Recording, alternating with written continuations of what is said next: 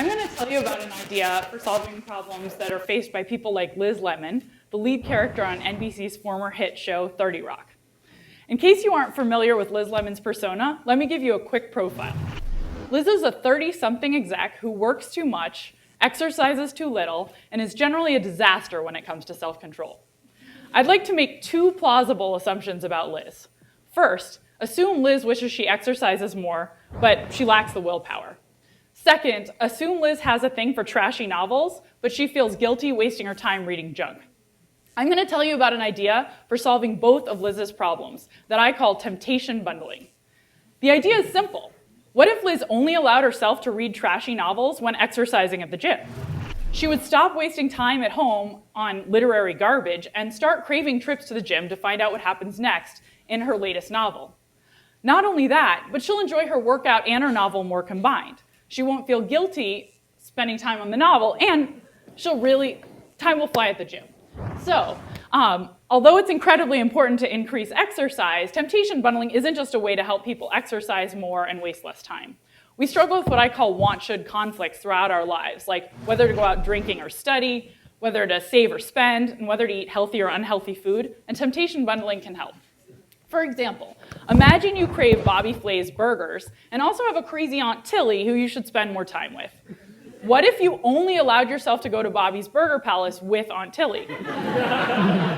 You would spend more time with Aunt Tilly, and you would eat fewer burgers when you should be dieting.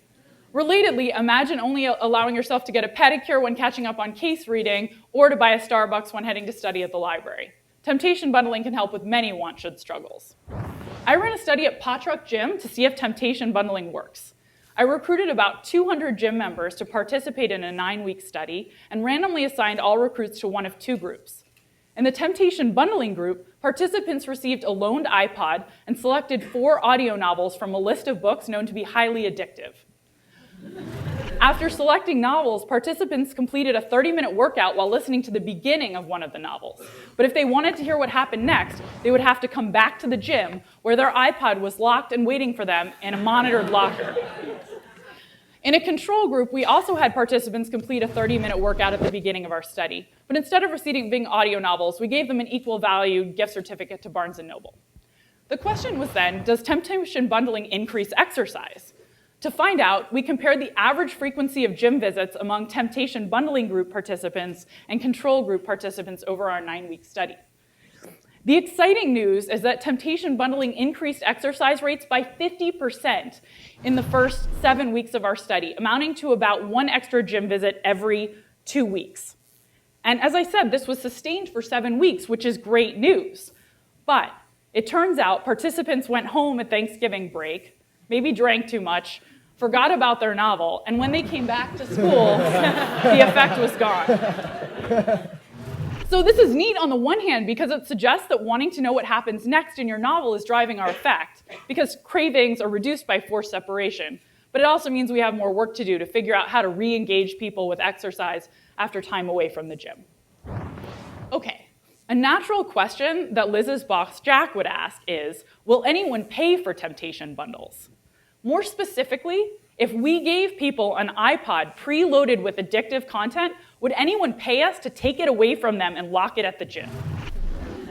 This should be a value-destroying option because it means paying someone to restrict your access to a possession you could otherwise use freely. But we found that people will pay for restrictive temptation bundles. At the end of our study, 61% of participants said they would pay us to take away their own iPod containing addictive novels and lock it up at the gym in a monitored locker for a month. This highlights the commercial viability of this idea. I'd like to wrap up by talking about 2 ways that I think these ideas could be commercialized, so take notes after Ethan's suggestion. One would involve a company like Netflix, let's call it Gymflix, that gave you access to TV shows at home and at the gym.